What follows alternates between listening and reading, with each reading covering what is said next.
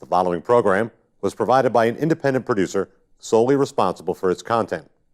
The opinions expressed do not necessarily represent the views of this station, its staff, board of directors, or underwriters.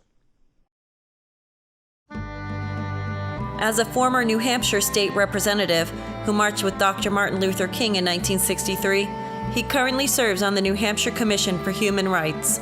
He's a product of Birmingham, Alabama, where at one time he had to guess how many jelly beans were in a fruit jar just to be able to vote. We've come a long way, but we're not there yet. Together we will explore the visible laws, invisible laws, and the structures above and beneath our human surface that keep us reaching for the stars. It is his goal to work with you in putting Nashua back on top, to be voted the #1 city in the nation again. We are in a crisis situation, and that's what we're going to talk about. I'm Harvey Key. Welcome to Nashua Strong.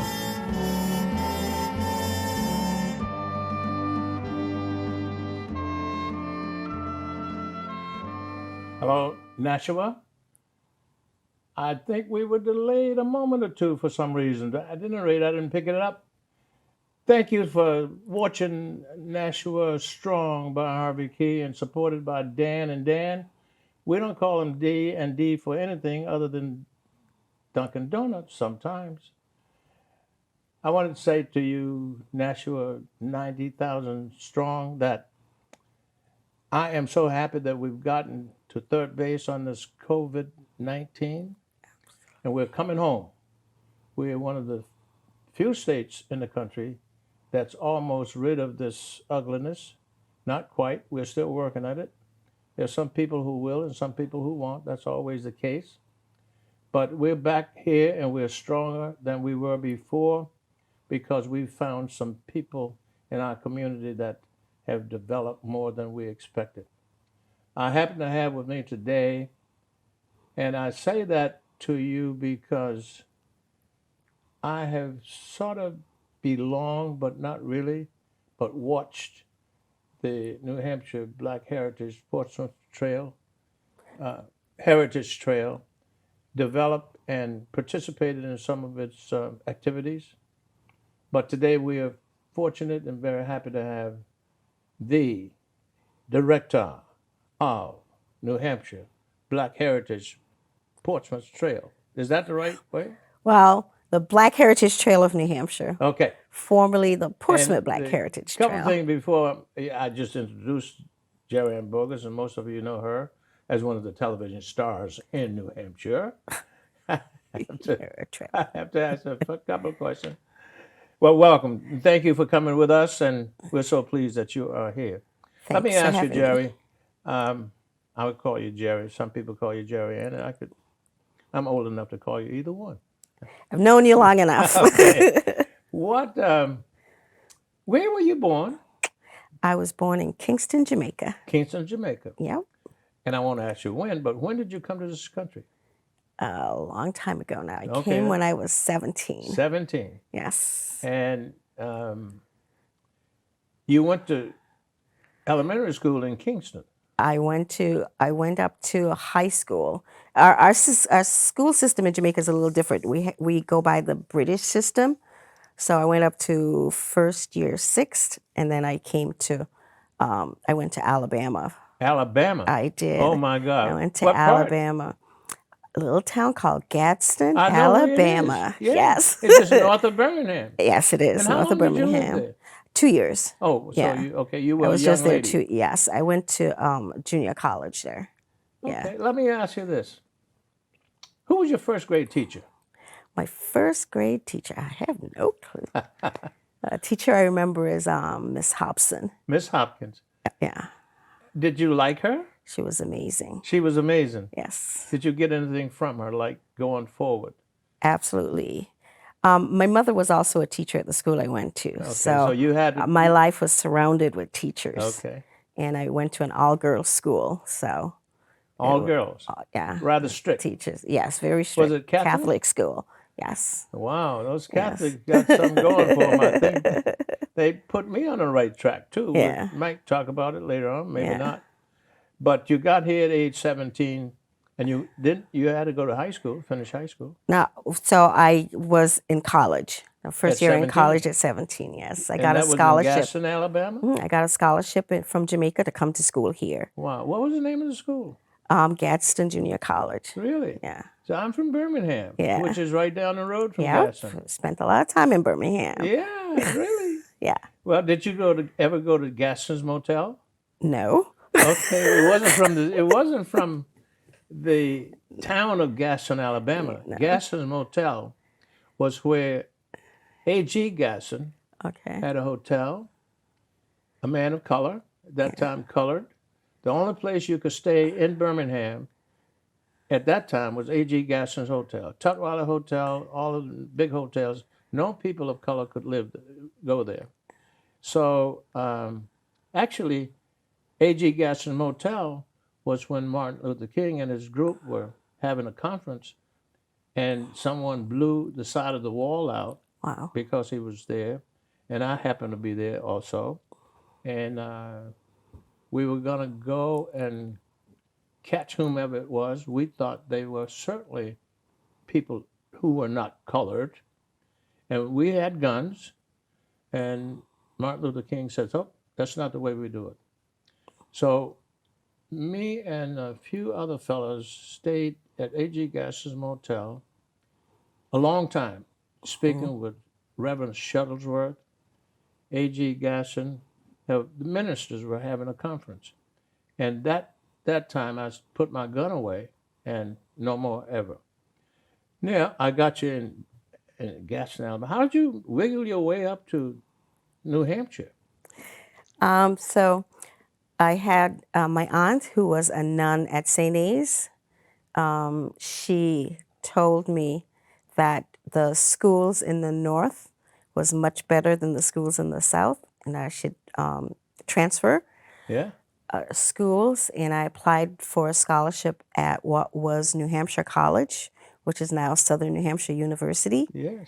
And I got a scholarship there, and that's how I came to Manchester, New Hampshire. How about Yeah. that? Yeah. That's some kind of trail. That's marvelous. I always tell everybody I really enjoyed going to Alabama before I came to New Hampshire, because the culture in Alabama was closer to that in Jamaica, so I didn't go to that changing.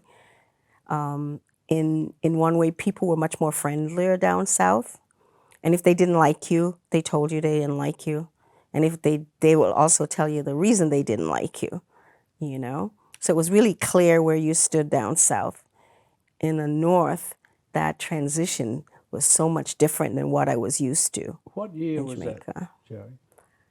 I went to Alabama in 77. Yeah. Well, I was run out of Alabama in 1956. But that's 20, 30 years. But I should say, well, everybody, if the white folks didn't like you, they'll tell you they didn't like you, and they tell you why they didn't like you. Yeah, If and the they black could do folks like you, they liked you, and they tell you why they like you, and so on. So there was clear divisions in Alabama. Did you notice but, also yeah. while you were there that everybody spoke to you? Everybody. That was the thing. People nodded. We're so used to people greeting you in Jamaica. It's the height of rudeness not to acknowledge somebody else's existence, like saying good morning or hi or when you Yes. pass them. And they did that down south. That was one of the weirdest things for me to get used to coming north. Wow. Nobody spoke. No, and they don't even look at you. It was like you just didn't exist. When I got up here from down there, I found myself speaking to people of color in the grocery store. And if they didn't speak, I was so ridiculously insane. I said, "Did you hear me say hello to you?" Well, I got a chance to get a little feedback from that, and met a lot of people we became friends. Yeah. Now that you're up here in Nashua, did you live in Manchester? I lived in Manchester. And that's where you went to New That's Hampshire what- College. Yeah. Yeah. And later on, that became Southern New Hampshire University. Correct. Yeah. Now, How in the world did you decide to move to Brookline? Milford. Milford, I'm sorry. That's where Senator, uh, Levake, she's yeah, from she's Brookline. from Brookline. Yeah, Okay, yeah. so you are in Milford, Milford, right next door. right next door, yeah. Yeah. Um, I got so many questions, but I know we have some time, but we won't shut you down. How did you get involved in uh, Black history in the Black state. history? Yeah, yeah. So I think it was 2002, because I'd been living in Milford for a while before 2002 came along. And a reporter from our local paper, the Milford Cabinet, ran a story about Harriet Wilson being the first Black woman to publish a novel in English, and that she was from Milford. And that was the first time I've heard of Harriet Wilson in our town, that she was from Milford. And that was the first time I heard of any Black history, in New Hampshire. All I'd known about New Hampshire was it was a path through to Canada for the enslaved people, right? And that was the depth of knowledge that I had of New Hampshire's Black history.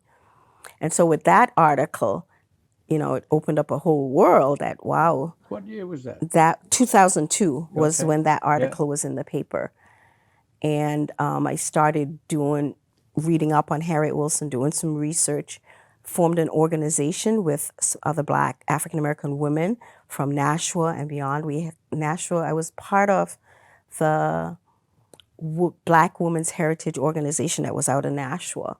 And so we all got together and we formed the Harriet Wilson Project, because there was in the paper, that same article, there was a response to that article a week later, why was Wilson forgotten? And the teacher wrote that she wasn't forgotten. It's just that her book was not appropriate for high school. And so, in quotes, honoring it for the gem that it was, they decided not to study it in the high school in Milford. So I looked at it as that was a way of, once again, erasing the history, and hiding the book, and disappearing Harriet Wilson again.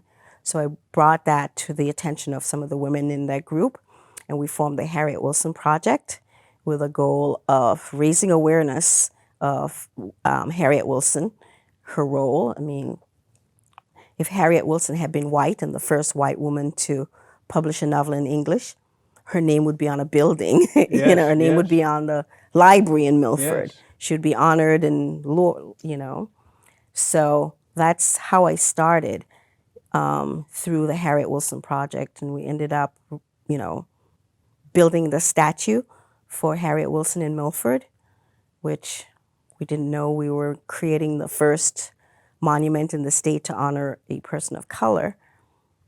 And through the Harriet Wilson Project, I met Valerie Cunningham, who was doing all that research in Portsmouth. And she had the Portsmouth Black Heritage Trail. And then I got involved with her. And here we are Here you today are. with the Black Heritage Tell me Trail of New this. Hampshire. How do you think what you're doing and what Harriet Wilson did in Milford and the Milford Project about Harriet Wilson, the first Black woman to write a book in this country, in history, in all of the United States of America? How do you In think the that world, first in the in world. English, yeah. How do you think that impacts, or what kind of impact does it have in Nashua, New Hampshire? So I'll tell you what it did for me. And I can imagine this is what it does for other people of color, Black people, Black women living in our area. It created that sense of belonging, really, because New Hampshire, it's always talked about as the whitest state, one of the whitest state in the Union. And so it erases a presence, of people of color, a Black person. And here was a woman who was in the town that I was lived in, who wrote and published the first novel in English in the world. That was something that created that, sense of pride, the sense of, like I said, belonging, a roots, a connection. I created a connection to the town. And also it created a whole different image. You know, we're so used to the stereotypical image of what Black people are and what they're supposed to do and who they are. And here was a woman in the 1800s. She published her book in 1859, again, a much 1859. 1859, Wow. you know. So here she was doing everything she could survive. She was treated as a slave with the family that she lived in. She reinvented herself over and over again, trying to survive. She made hats. She was a dressmaker. She created these hair dyes that she would sell from door to door. She wrote a book. She started a school in Boston. She was on the lecture circuit with Frederick Douglass and the rest of the anti-slavery lecturers. So from her beginning, in a town that told her she was not worth anything, that she couldn't be anything, that she couldn't do anything, that she was less than human, you know, 3/5 human. Here she was thriving in the 1800s, you know. Where did she go to school, or did she? She did. We know that she was indentured to a family in Milford, and she went to school. At that time, school was during the summertime, so she went to school for 3 summers, for 3 years. And when she left the Hayward family, that's the family she was indentured to, on gaining her majority when she was 18, she left the family. She was ill for a while, and we think she moved to Worcester, Mass. And in her novel, she writes that she met a woman that taught her the value of books, and from then on, she worked on educating herself. So she was well read, and beyond those 3 years of school, she really educated herself. That's fantastic. Yeah. It's one of those the story of the heroine, right? Yes. You know, survival, you know, teaching yourself, you know, doing all these things, becoming an entrepreneur. You know, there was an ad in the Philadelphia paper for 2,000 bottles of her hair dye, you know, so she had a little industry going. At the time when the Slave Act, the Fugitive Slave Act was in place, so, and she's selling her goods door to door, knocking on people's door, you know, at any moment, you know, like the movie 12 Years a Slave, Yes. she could have been picked up and Re-enslaved. re-enslaved, taken down So sword. much great Yeah, history. yeah. Now,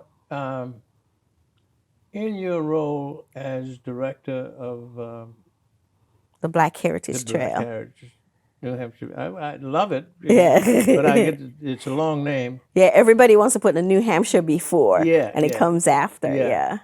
What now? You in our state, we're so lucky to have you direct this fantastic journey through our state and make us stronger, because we get information, we learn, and we know things about what has gone on, so we can plan and do a better job for the future.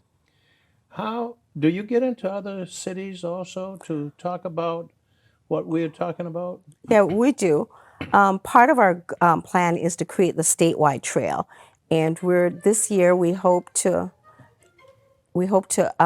plan on erecting 4 markers across the state.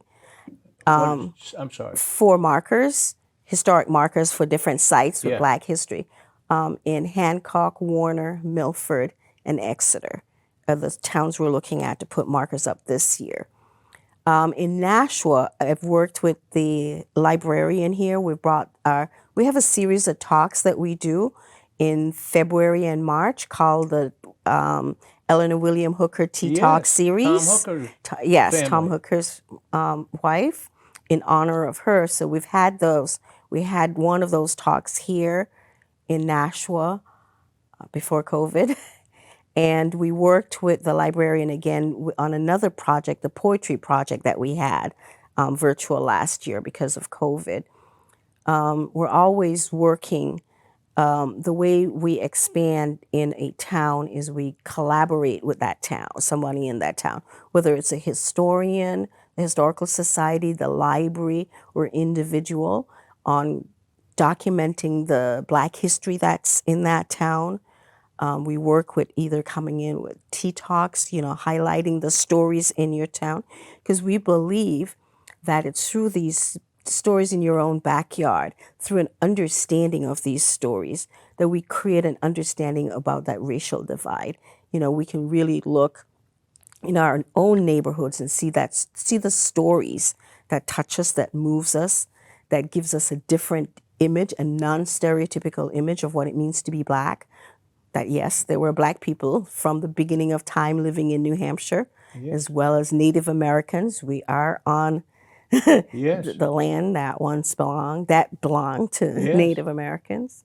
So we want to re-examine those stories, reintroduce those stories to the public. Are you fortunate enough to have some volunteers in each of these cities or towns that will help you carry this heavy load?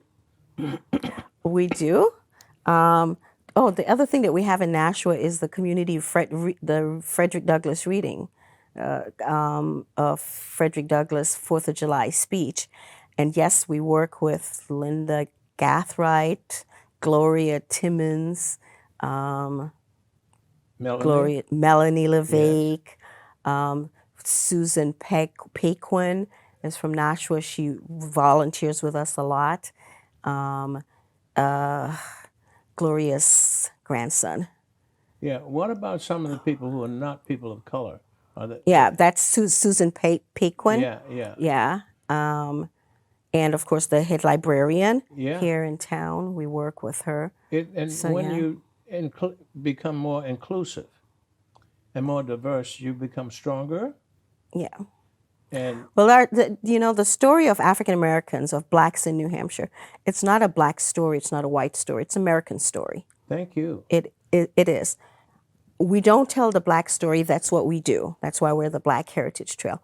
But it is American story. It Yes. is American history. You cannot separate those stories. And you can't. You can't. Yeah, I agree with you. I just know when all of us are born, we're born as human beings. And born in America, we happen to be Americans. If we were born in Europe, we happen to be Europeans. But of course, this is a social construct, Yeah. the black and white. Yeah. In my opinion, some of the reading is to elongate, make slavery more efficient. And it bothers me that we keep going down that road into the future with that kind of baggage. And that's just is not true. Because as we come together with a whole different variety of people in different ages, ranks, creeds, colors, religions, the whole group becomes stronger. Yeah. And I believe you believe that too. Yeah. I do believe that we have never really dealt with our history of enslavement. And until we do that, we're bound to repeat some of the mistakes of enslavement. The pathology that came around from enslavement, we still deal with that today. The beliefs, the false narrative, the false science that came around to enslave a people is still beliefs that are deeply held by people today. So until we really look at that history, talk about it, clear that air, look at people as human beings. Black people did the same thing as white people. They fall in love, they have families, they studied, they want to better themselves, better their community, give back, just like any other human being doing those things.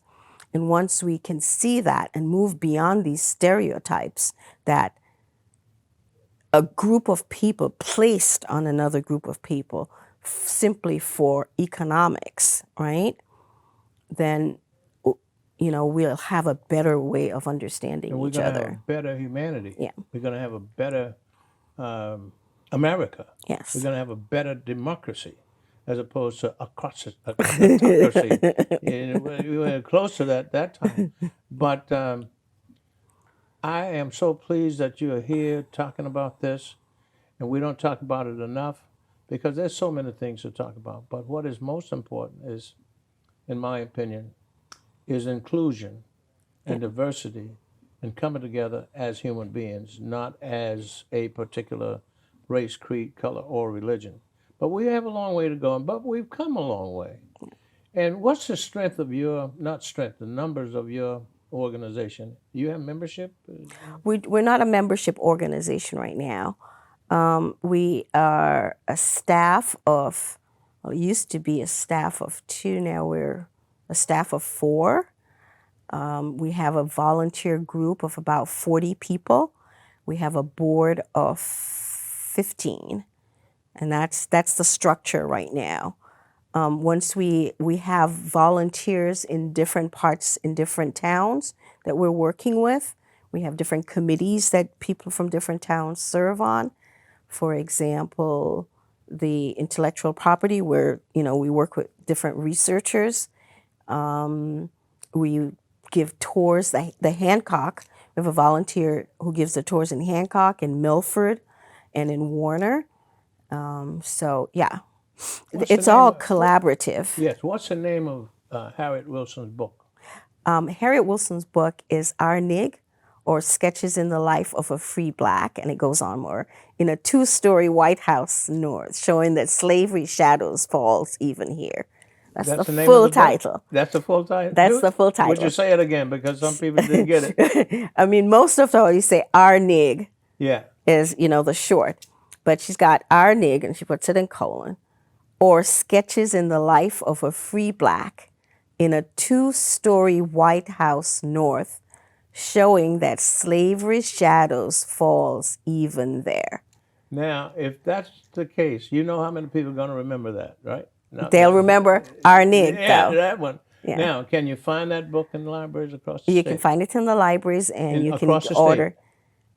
I don't know if across the state it's in all the libraries. Should be. Should ask for it. yeah. Barnes and Nobles. It's available online as yeah. well. Yes, What- and in our shop at the Black Heritage Trail. And you continue having, I guess, so many outstanding and unbelievable and amazing things going on in Portsmouth. And that, of course, that's the home of where all of this started with Valerie Cunningham. And that's where it should be. Yeah. I can't thank you enough. I can't. We because didn't tell them about Juneteenth celebration I was in wondering Portsmouth. if you're going to get to that. So, Juneteenth is this coming Saturday. this weekend, Yeah. and we have a series of programs.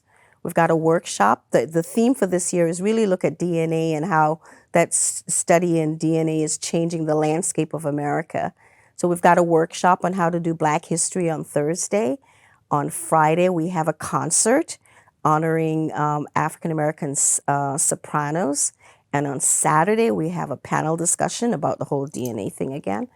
And then we have a ceremony at the African Burying Ground honoring the ancestors. And that's all this coming weekend. That's all this so weekend. folks, get out to Portsmouth, get a chance to see Portsmouth Black Heritage Trail Yeah. of New Hampshire Yeah. with our illustrious director, JerriAnne Boggis. Thank you so much, ma'am. It's my pleasure, and I hope we enjoy all of this. Get a chance to get out to Portsmouth, enjoy yourself. It's a great time, and I hope we will do this again. Thank you so much. Thank you so much, Jerry. Thank Have you. a nice day. You too.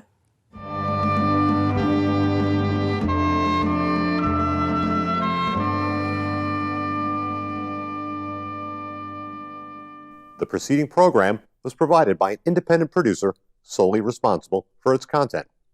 The opinions expressed do not necessarily represent the views of this station, its staff, board of directors, or underwriters.